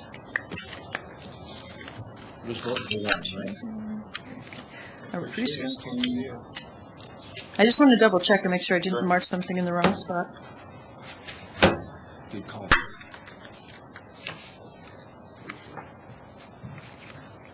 We're waiting to find out. If I got it right, hang on. 1, 2, maybe it was Kaylee's that I got it in the wrong spot. Kylie. Yes, she only got 2, it looks like. Yes, so I'm sorry, I got Tom's and Kylie's in the wrong spot. It will be between Tom Trujillo and Robert Preece. So are we all clear? Sorry. Good enough for government work. No, it's not. We're clear. I don't like that. When it comes to voting, that's something else. Okay. Coombs voted for Tom Trujillo. Moore for Tom Trujillo. Levison for Tom Trujillo. Santos for Robert Preece. Bagley for Robert Preece. Finley for Robert Preece. And Christensen for Tom Trujillo. So, Tom Trujillo received 4 votes. It will be Kathleen Norris, Bill Storinger, and Tom Trujillo as your Housing and Human Service Advisory Board members. Library Board, we didn't get any applications. We reopened it, and we'll bring those back in January. Master Board of Appeals, 2 regular members, 2 applicants.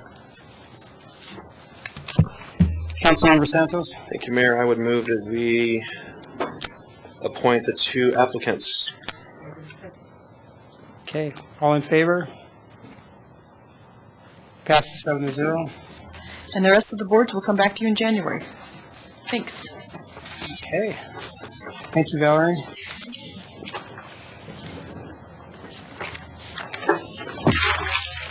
Wow, we're all done.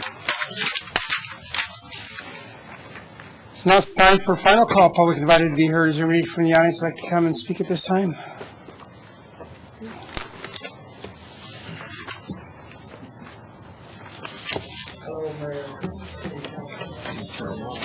Strider Benston, 951 17th Avenue.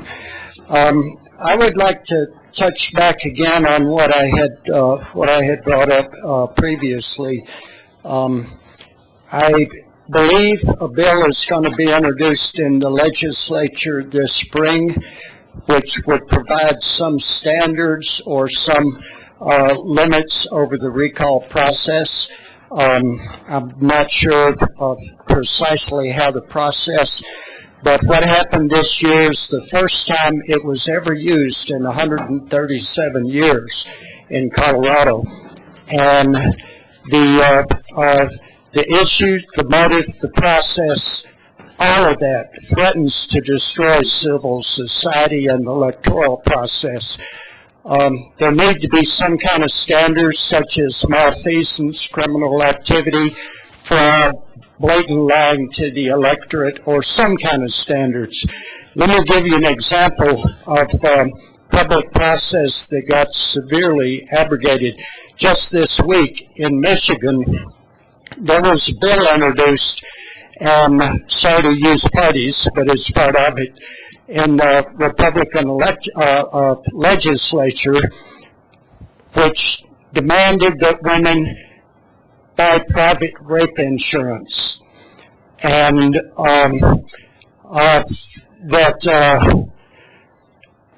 passed, and the Republican governor vetoed it. Rick Snyder vetoed it. Well, then they took it back to the electorate.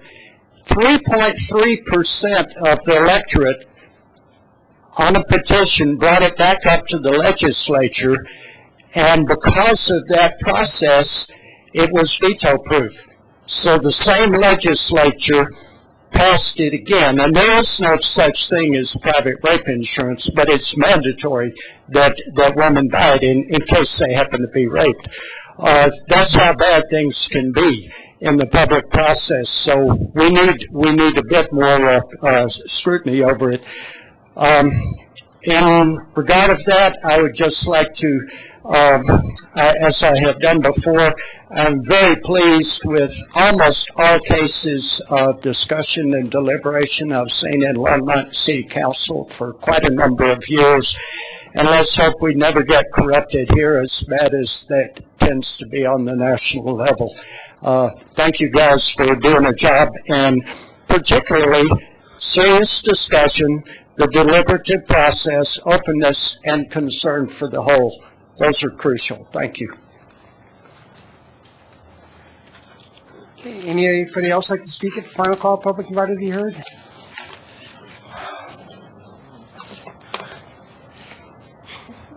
Hey, name and address. Name and address. My name is Katie Witt. Address. And my address is 1615 Bud Court, Longmont. And I just want to say Merry Christmas to all of you. But I miss you guys so much, but I don't want you. Sorry. But I do miss you guys.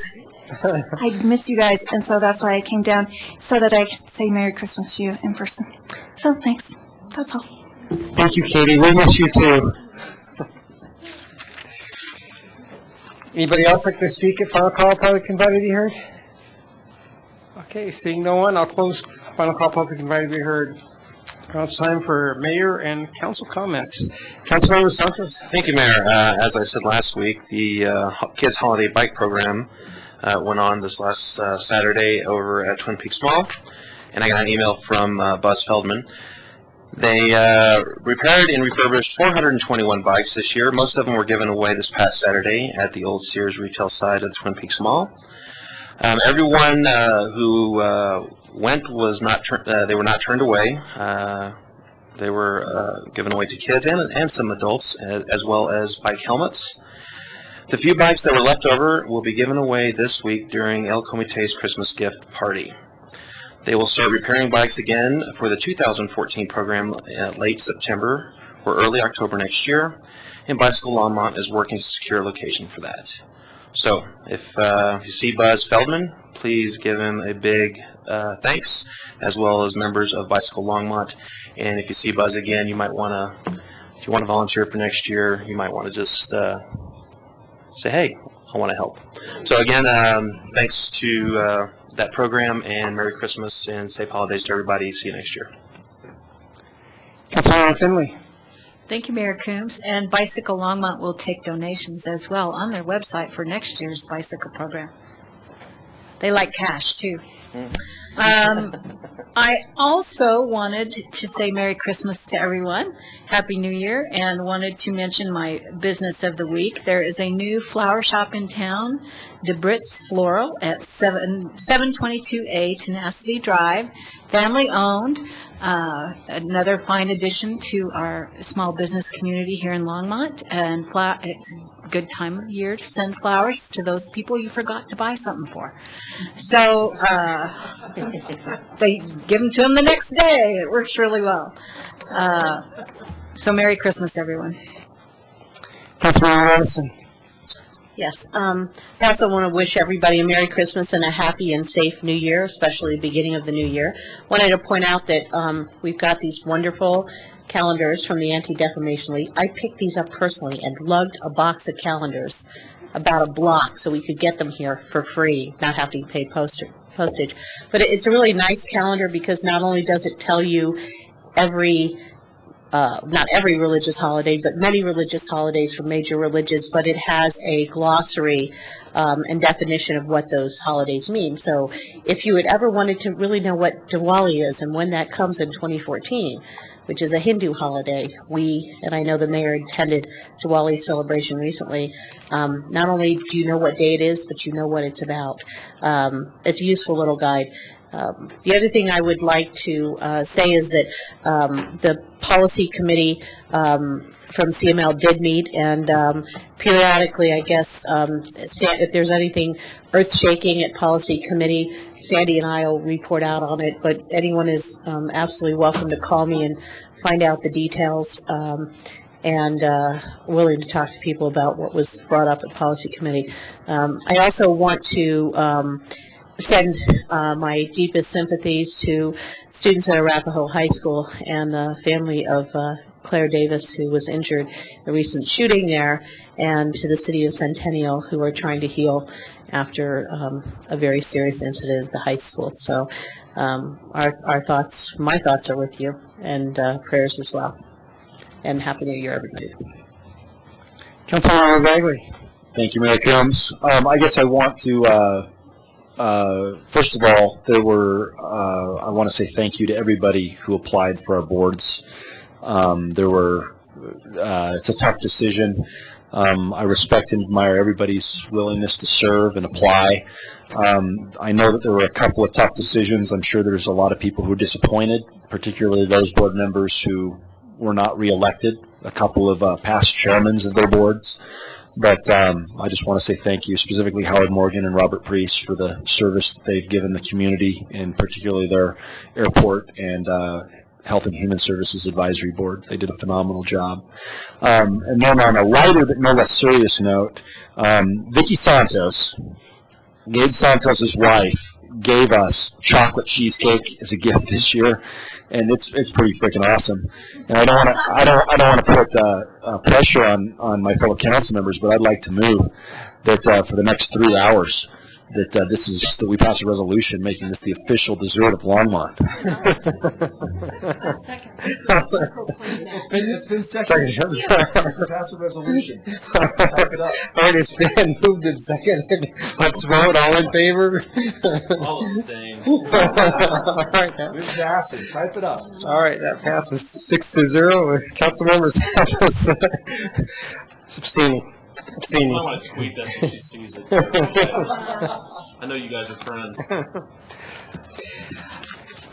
Well, I guess my business of the week is the City of Longmont. I just think they've done an amazing job keeping on pace with all the flood repairs and reporting back to the citizens and the staff. And it's just a phenomenal city staff and the city employees. And I'd like to thank the LPC folks that helped decorate our float for the parade. And it's just such a pleasure to work with all these great employees. So thank you. And I hope all of our city employees have a safe and happy Christmas.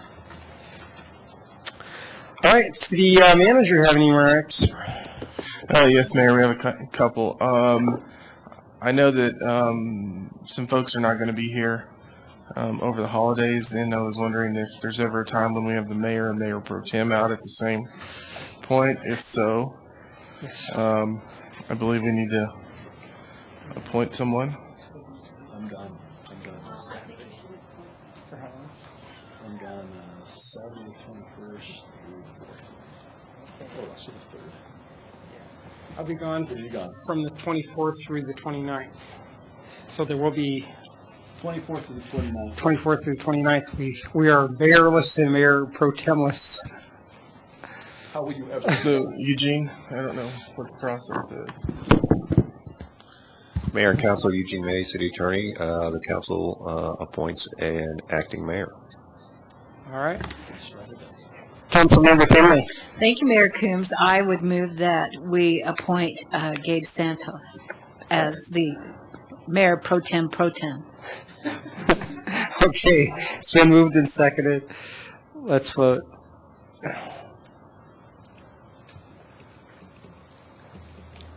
But don't let him answer the right phone.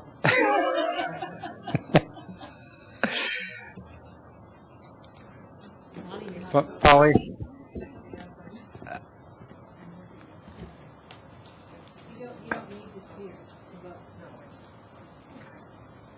Okay. Yeah, that passes 6-0 with Councilmember Santos abstaining. Sandy Cedar has a couple of items to update you on. Mayor Coombs, members of council, Sandy Cedar. So at the end of the year, each year we ask whether you are interested in carrying over your council contingency funds. So I have kind of 2 points to talk about. First of all, you have $55,481 in your council contingency. If you would like to carry that over to 2014, I would like a motion stating so. Councilmember Santos. Thank you, Mayor. I would move that we carry over our 2013 council contingency fund to 2014. Second. Okay, it's been moved and seconded. Any further discussion? If not, let's vote.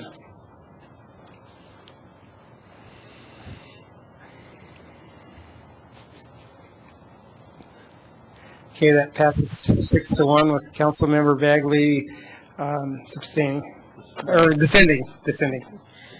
Thank you, Mayor Coombs. And in that spirit, we are also in the process of negotiating our Comcast cable franchise. This cable franchise is, yeah. And so this team is going to be led up by Rigo Leal and Jim Wall. They're going to be working on this Comcast cable franchise, which we hope is a nice, long franchise agreement. However, we think we may need outside counsel as part of this assistance in this negotiation. And so we have asked Ken Feldman to help represent the city. He's given us an estimate of somewhere between $5,000 and $15,000 for this purpose. Depending on how well it goes, how easily it goes. We are going to be using the model cable franchise agreement that Denver and Arvada have recently put together, so we're hoping that it's a smooth go.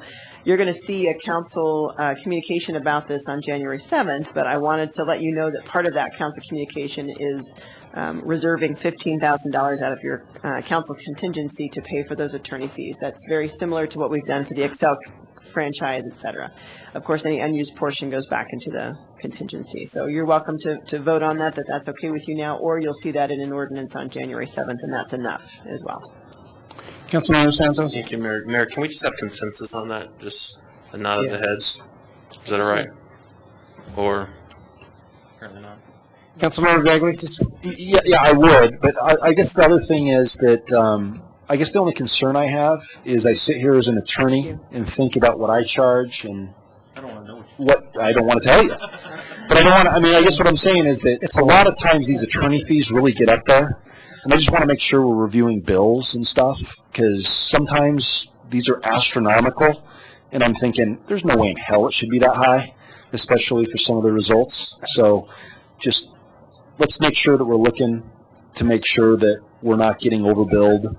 And because, yeah, there shouldn't be that much. Yeah, go at my rate. I don't know where all these high-priced attorneys are coming from, but anyway, just double check, please. Mayor Coombs, I appreciate that. In fact, Jim just corrected me that the estimate is between 15 and 25,000. So just while you were talking, those bills went up. $10,000. Right there. Yeah, exactly. But, I do want to mention that, like I said, we are going to use the model franchise agreement. There are basically 4 or 5 points that we're trying to take a look at for negotiation. And in addition, Jeff Friedland from the City Attorney's Office has already taken the first red line stab at this. So our hope is that really we're just using Ken where we absolutely feel like we need him. Thank you, Mayor. And if I'm not mistaken, and I know I'm not, Ken is a very well-respected attorney in the telecommunications area. Absolutely, yes, he is. The best, I would say. Yep. I wasn't talking about Ken. I'm going to everybody. Attorneys are snakes, all of us. One more item. One more item. Sean is going to introduce someone. He's probably got like 9 things. Mayor, Council, good evening. I wanted to take this opportunity to introduce you to our new Visit Longmont Director. Nancy Rezak has just joined as of a couple of weeks ago, and she was selected from an extremely strong candidate pool that we interviewed.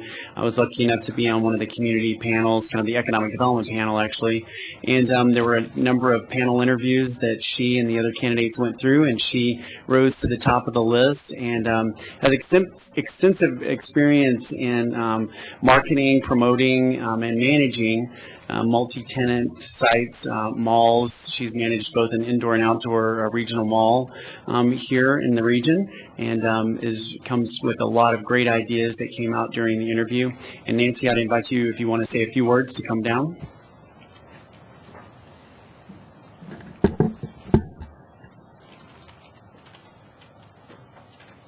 Good evening, everyone. Nancy Rezak, 244 Gay Street, Longmont, Colorado. And I'm really honored and blessed to have been selected for this position. I've been a resident for 23 years in Longmont, and I've seen us grow from a city of 57,000 to over 88,000 today. And I think I have a good understanding of where we've been, and I have a vision of where I'd like to take us in the years ahead. And just really excited about the challenges and the opportunities that await me in this position. So thank you very much. I'd like to meet all of you personally if I get a chance. Thanks, Sean. Thank you. Congrats. All right, City Attorney, any remarks? No comments, Mayor. All right, this meeting is adjourned.